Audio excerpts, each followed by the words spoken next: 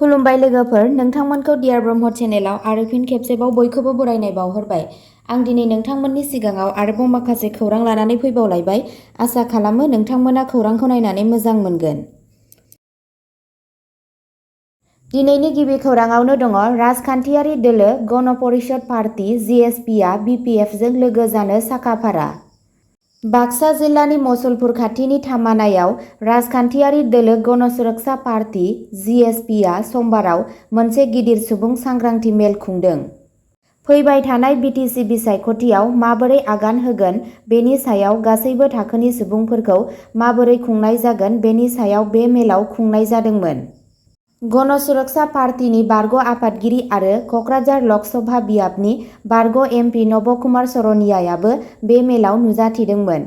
बिथाङा गोबां गोनां बिबुंथि होदोंमोन। बिथाङा बुङो दि बिटिआरआव हाग्रामा महिलारीनि जेबो राहा गैया। हाग्रामा महिलारीया दा राजखान्थियाव सासे बैसोगोरा जाबाय। जों बिथांखौ मोनसे सुबुं रैखाथि दोलोजों लोगो हमनो थियारि। जिएसपि बिपिएफ गोरोबथाया बिटिआरनि गासैबो थाखोनि जौगाथाय लाबोगोन। जों सिगाङाव UPPL जों दंमोन, नाथाय प्रमद बर'नि समाव गोबां थगायनाय जादोंमोन। दा जुदि जों जिएसपि बिपिएफखौ लोगो हमोब्ला फैबाय थानाय बिटिसि काउन्सिल बिसायख'थियाव 20 नि बांसिन मासि देरहानो हागोन।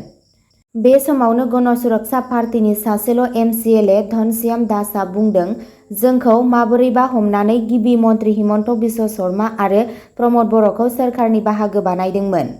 नाथाय आंनि साननाय बायदिब्ला सोरखार दानानै आरो आंनि मावफुं सोद्रोमाखौ दानस'नाया जोबोद फोथायखेबस'। बै सानफोरा बबेहाय थाखोमानानै दं आं बेखौ हमनो हायाखैमोन। नाथाय दा आंनि गोनांथिया गैला। बेनिखायनो जों बिपिएफजों सावरायनो समायखिरा लाबाय। नैथि खौराङाव दङ IIT गुवाहाटीनि फरायसाया हस्टेलाव गोथै देहा मोन्दों। गावखौ फोथैना लानायनि सन्देह।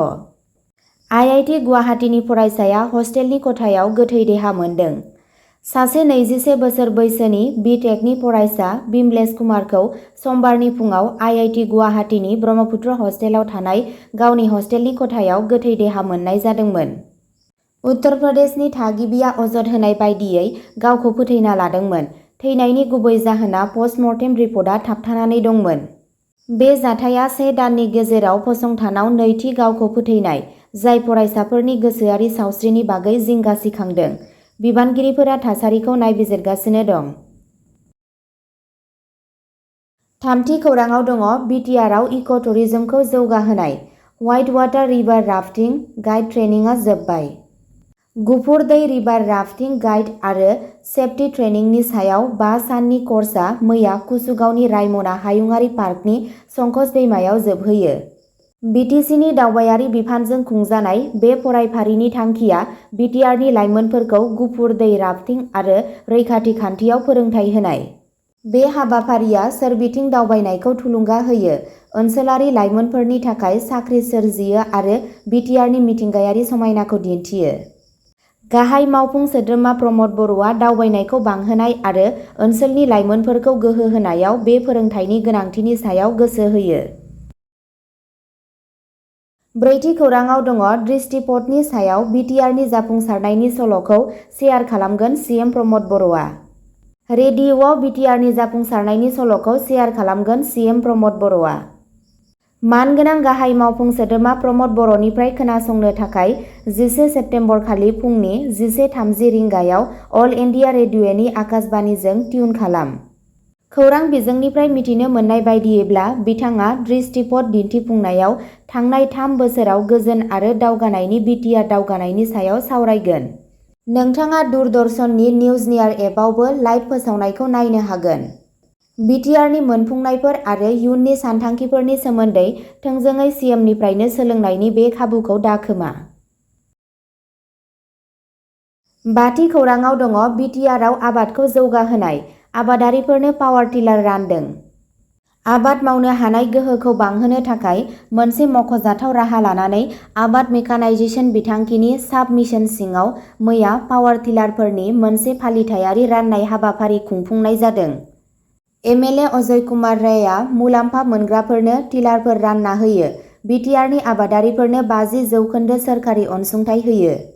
बे हाबाफारियाव बिटिआर सरकारनि मानगोनां सुबुंफोर आरो गोजौ थाखोनि मावख'गिरिफोरा बाहागो लादोंमोन, जाय ओनसोलाव आबादखौ जौगाहोनायनि फारसे मोनसे गेदेर आगानमोन। बे हाबाफारिनि थांखिया बिटिआरआव आबादारिफोरखौ हेफाजाब होनाय आरो आबाद दिहुनथायखौ बांहोनाय।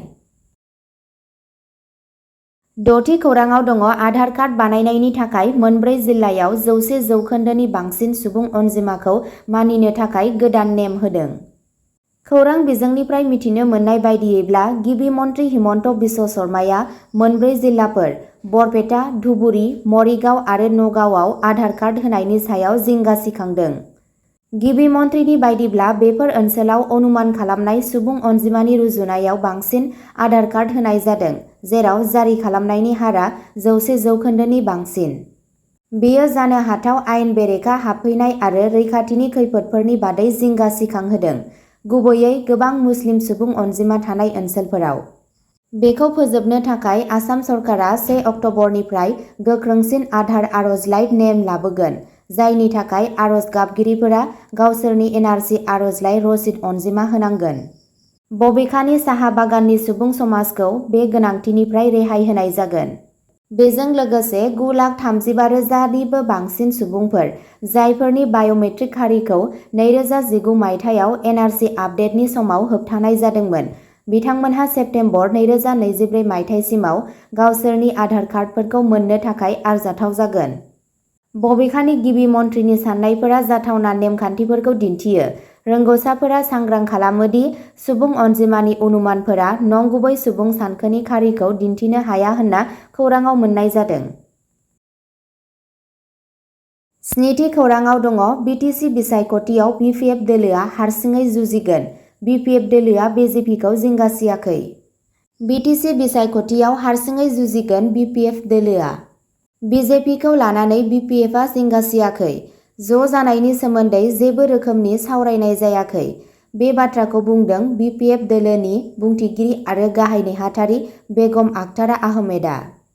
बाक्सा जिल्लानि महकुमा सदर सालबारियाव बिजेपि दोलोनि सालबारि जिल्ला आफाद, लाइमोन आरो आइजो बिपिएफनि 7थि 3 बोसोरारि जथुम्मायाव बाहागो लानानै बिपिएफनि गागि दैदेनगिरि बेगम आखतारा आहमेदआ बुङो दि बिपिएफ दोलोआ हारसिं, जों हारसिङैनो दं आरो बिटिसि ओनसोलाव जों हारसिङैनो बिसायख'थि गेलेगोन।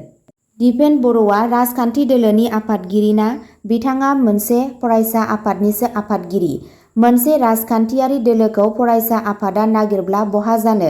बिटिसि ओनसोलाव बिपिएफ दोलोआ अराय गोख्रों आरो फैगौ समाव गोख्रोंसिन जागोन।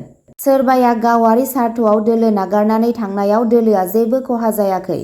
फैगौ समाव गुबुन गुबुन दोलोनिफ्राय बिपिएफ दोलोआव गोबां दैदेनगिरिफोरा हाबफैगोन होनना बुङो।